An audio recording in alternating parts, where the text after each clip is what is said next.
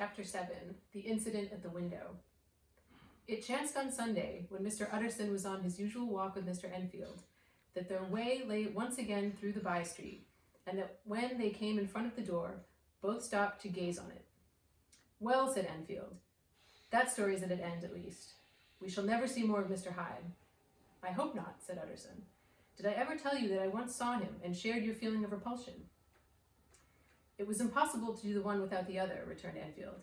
"And by the way, what an ass you must have thought me, not to know that this was a back way to Dr. Jekyll's.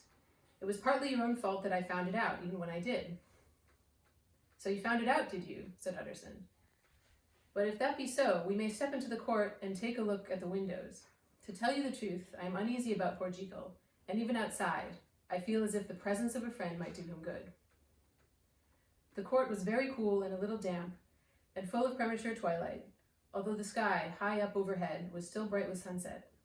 The middle one of the three windows was halfway open, and sitting close beside it, taking the air with an infinite sadness of mien, like some disconsolate prisoner, Utterson saw Dr. Jekyll. "What? Jekyll!" he cried. "I trust you are better." "I am very low, Utterson," replied the doctor drearily. "Very low. It will not last long, thank God." "You stay too much indoors," said the lawyer. "You should be out, whipping up the circulation like Mr. Enfield and me. This is my cousin, Mr. Enfield, Dr. Jekyll. Come now, get your hat and take a quick turn with us." "You are very good," sighed the other. "I should like to very much, but no, it's quite impossible. I dare not. But indeed, Utterson, I am very glad to see you. This is really a great pleasure. I would ask you and Mr. Enfield up, but the place is not really fit." "Why then," said the lawyer good-naturedly, "the best thing we can do is to stay down here and speak with you from where we are." "That is just what I was about to venture to propose," returned the doctor with a smile.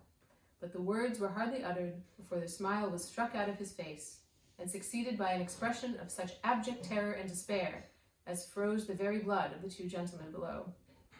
They saw it but for a glimpse, for the window was instantly thrust down, but that glimpse had been sufficient, and they turned and left the court without a word. In silence, too, they traversed the by-street, and it was not until they had come into a neighboring thoroughfare, where even upon a Sunday there were still some stirrings of life, that Mr. Utterson at last turned and looked at his companion. They were both pale, and there was an answering horror in their eyes. God forgive us," said Mr. Utterson. But Mr. Enfield only nodded his head very seriously and walked on once more in silence.